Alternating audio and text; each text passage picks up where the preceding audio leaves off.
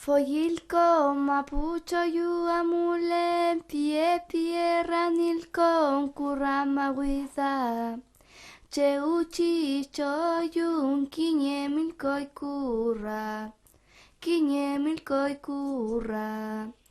Ranilko maguida choñun uiñi leufo. Chomulhuela wilconco y fosako, choñun cosako, coinche, chilovche. Chomulhuela mahuida, choñun, infolil mamel, innewen chukunuimi, tufiko nuna tupegun, quiñepewe.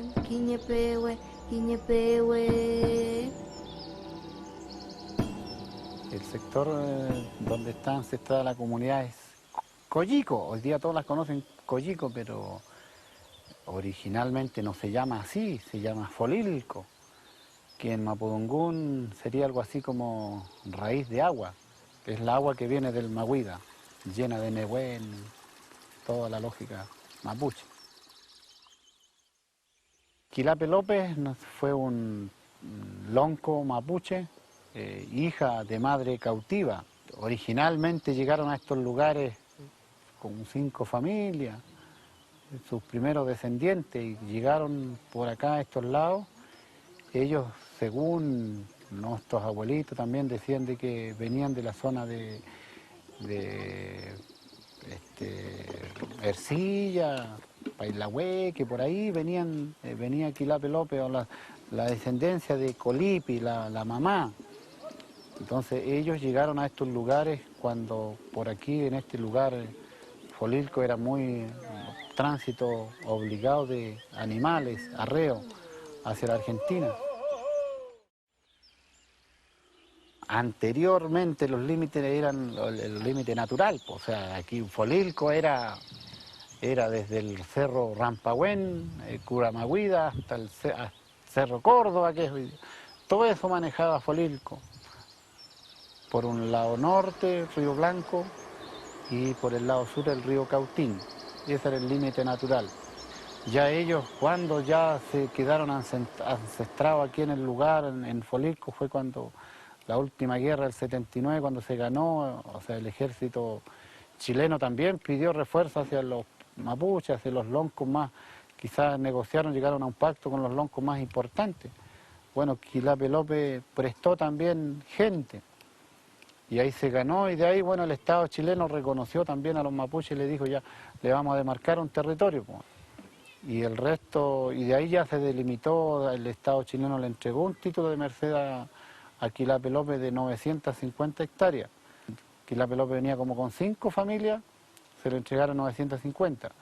Habían otros, como le dijera yo, otros colonos que igual ellos remataron tierra, pero a precio de huevo, pero las remataron igual. Pero se le entregó 5.000, 10.000 hectáreas, entonces eran colonos, según ellos venían a hacer el desarrollo y todo, pero ya ahí ya se disminuyó la tierra al mapuche. Y hoy día la tierra desde 950, hoy día la comunidad tiene 235 nomás. Huentecol Cheuquepán no era cacique, no era lonco, él era una persona muy, muy importante, muy sabia también, de mucho conocimiento. Venía de la zona de Lautaro, Villan del Boom, por ahí, que se emparentó porque se casó con una hija de Quilape López. Se fue a sus tierras, allá creo que Huentecol Cheuquepán surgió muy luego, se enriqueció, tuvo hartos animales, pero la envidia está en todos lados, lo corrieron de su lugar, entonces él se vino acá y le pidió algo de tierra, porque Quilape López tenía harta tierra y Quilape López le dio tierra.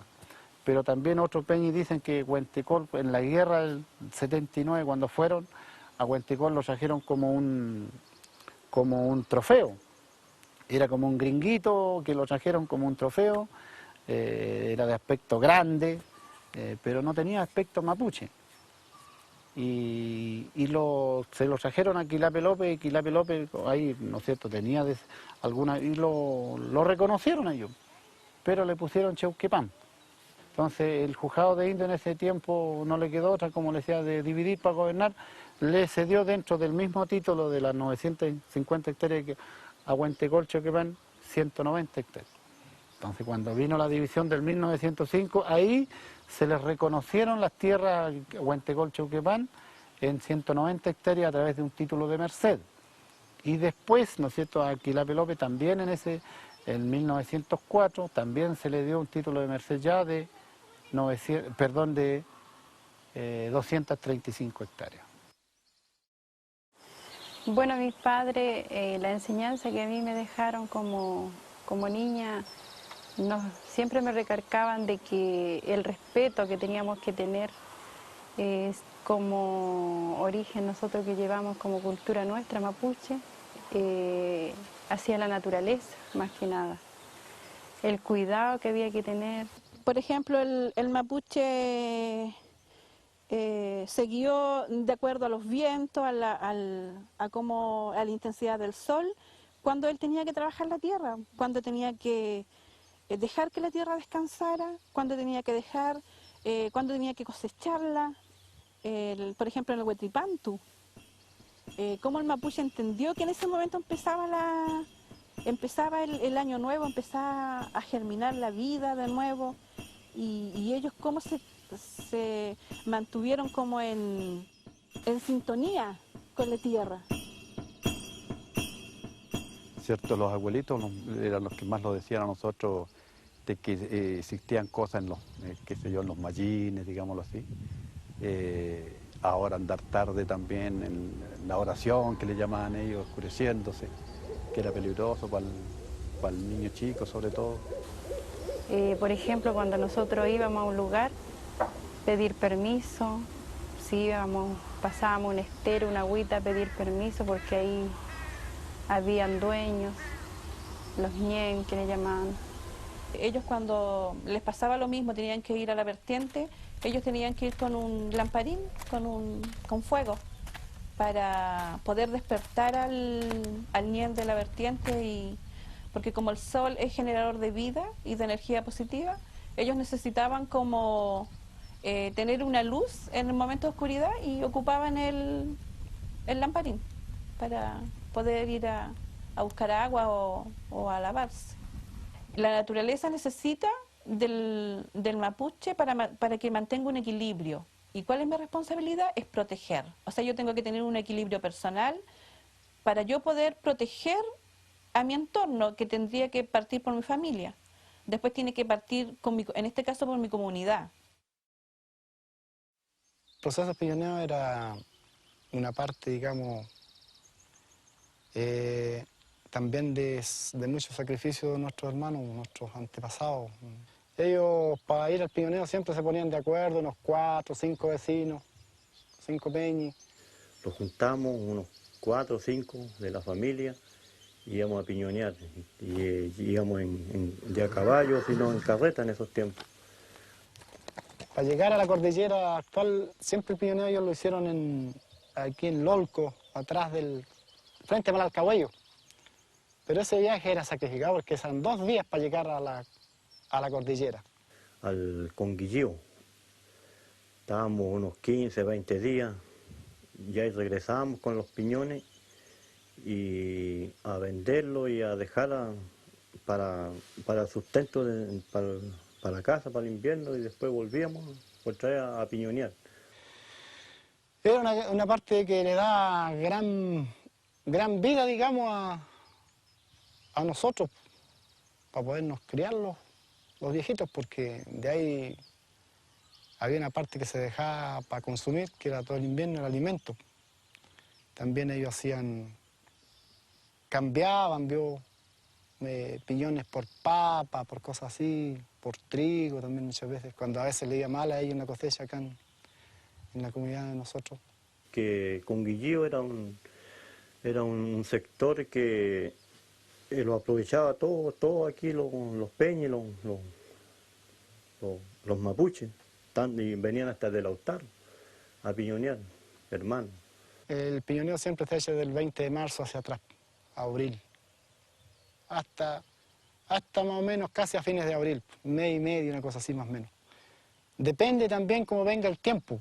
Lo que más uno peligra es que lo pille una nevada adentro. Porque en la cordillera neva harto, pues no vamos a hablar de 50 centímetros, ahí vamos a hablar de 1 metro, 1,5 metros enseguida. Es muy difícil salir.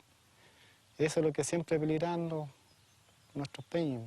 O sea, siempre se tuvo, Vinichenos tuvo piedad en ese sentido de que siempre se dio bueno el piñón en nuestra zona. Yo creo que es una de las zonas muy buena para el piñoneo, la Cura Cautín. Bueno, cuando moría una persona, me cuenta mi madre de que se velaba el hermano, se velaba en la casa, se le avisaba a todos los peñas y las comunidades, y incluso se mandaba gente a avisar a otras comunidades de a caballo, o se le iba a avisar a un familiar que andaba en otras comunidades o andaba piñoneando, no sé, se le avisaba, y entonces no había ningún apuro para sepultar había que esperar todos sus hermanos, todos sus peñis. Entonces eso, debido a todas esas cosas, se embromaba en hacer el sepulto. Al final se podría tener hasta unos 4 días, qué sé yo, 3 días, 4 días, 5 días, una cosa así. Y en esos años él cuenta de que no existía el ataúd, existía el maúl, que le llamaban maúl, que se parte un pellín, un árbol grande, grueso, se mide, se labra por dentro hacha, se hacen tipo canoas y ahí se mandaba el cadáver. Donde estaba se llevaba el trozo donde estaba el finado, el peñi. Entonces no había ni eso, y mientras se velaba se estaba haciendo todo eso, que se estaba conviviendo, haciendo rituales, borgatías. Ahí se sacaba, por ejemplo, aclarando, en la mañana temprano, y se tenía hasta la hora que se llevaba al cementerio. Era lo último que se hacía, esa era la despedida final, digamos, del finado. Se sepultaba a las 4 de la tarde, a las 3, hasta esa hora estaba en el patio de la casa el finadito recién, posterior se llevaba al cementerio. Como más antiguos siempre tenían otras formas, digamos, más ancestrales, más propias, más nuestras, más profundas por el hecho porque un cacique era como una autoridad máxima que existía dentro de una comunidad. Y al sepulto de él, según creo que lo echaron, lo que cuenta la historia, según lo que me decía mi padre, que él en el cementerio está con todo su apero dentro, con caballo, ensillado, rienda, o sea, todo el equipaje que lleva el caballo. Se le llevaba también sus pertenencias, todo lo que tenía, su caballo, su montura de plata, todas sus cosas de valores, y se le llevaba su caballo y se le mataba ahí mismo al lado del hoyo en el cementerio. Pero primero antes del sepulto se hacía un ritual, y ahí recién se daba orden y comienzo a su sepulto después matar el caballo y sepultar al ladito ahí el caballo y al lado de su amo. Eso se hacía en esos tiempos. Eso también mi mamá me conversó de que me conversaba en la noche conmigo cuando estábamos calentándolo en el juegón, ella hilando, y entonces iban a chequetar a la vieja, y mi abuela iba temprano, de madrugada, aclarando, y ella lo acompañaba. Y ahí se peinaba una niña y arriba de una piedra, se peinaba y mi abuela le hablaba en mapuche, y dice que se levantaba una ñeulina y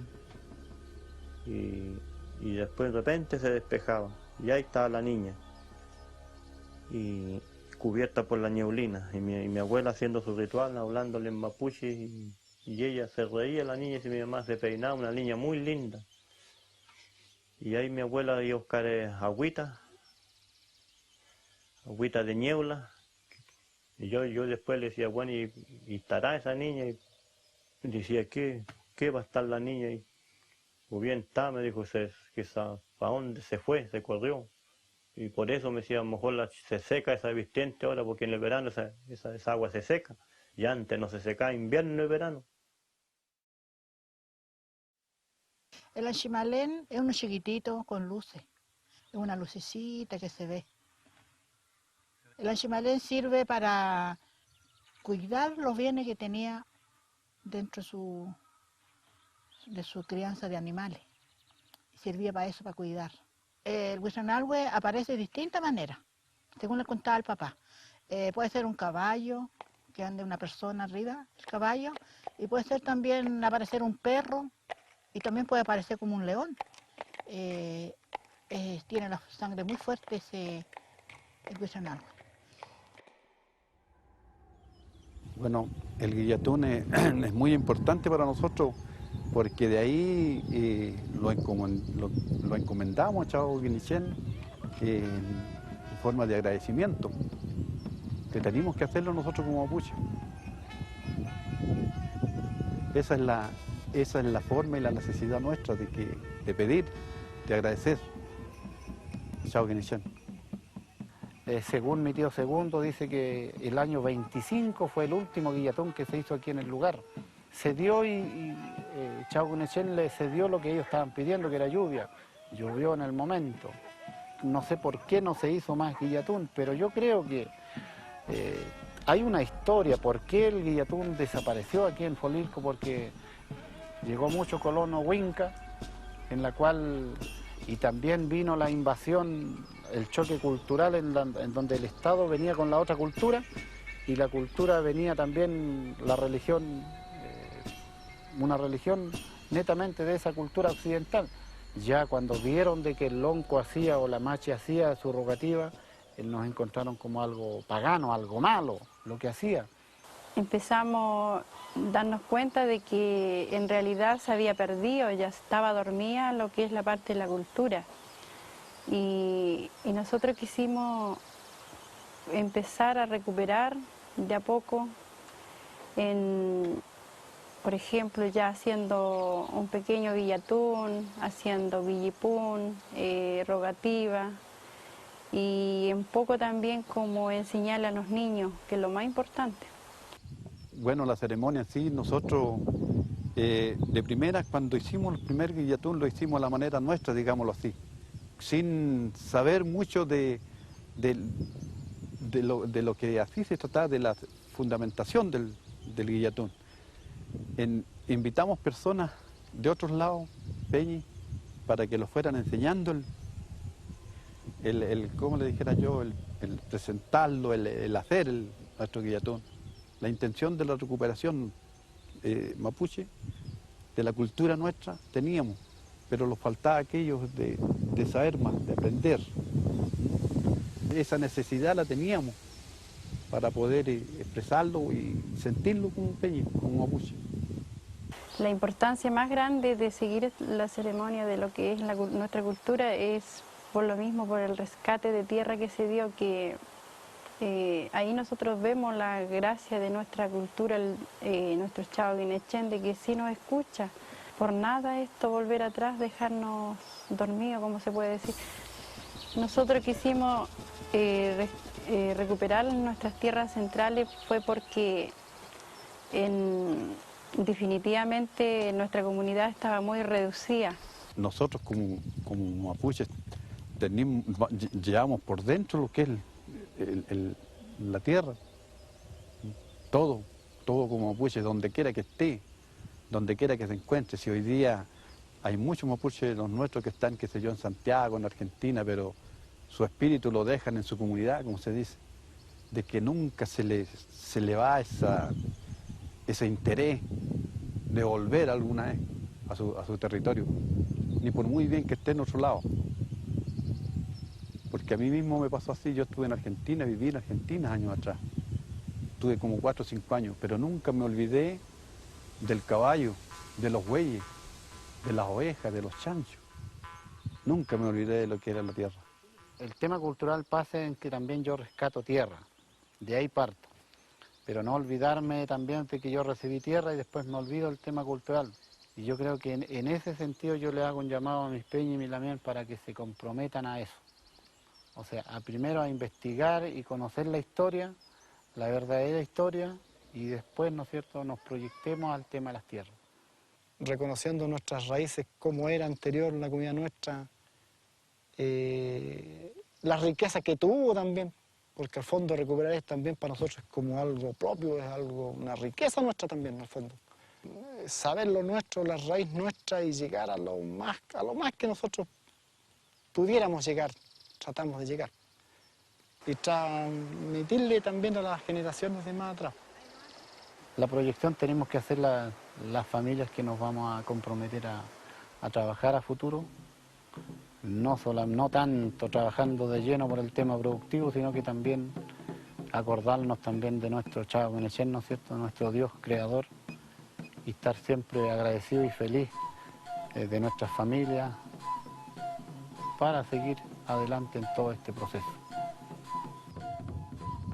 Porque yo creo que uno tiene que como responsabilizarse de algo dentro de esta recuperación, de lo que está dormido, porque no está perdido, está como ahí escondido. Entonces uno tiene que decir, yo lo voy a hacer.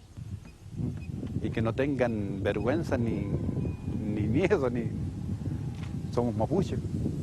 Donde quiera que vayamos y donde quiera que estemos teniendo el apellido, somos mapuches. Y orgullosos de esta tierra.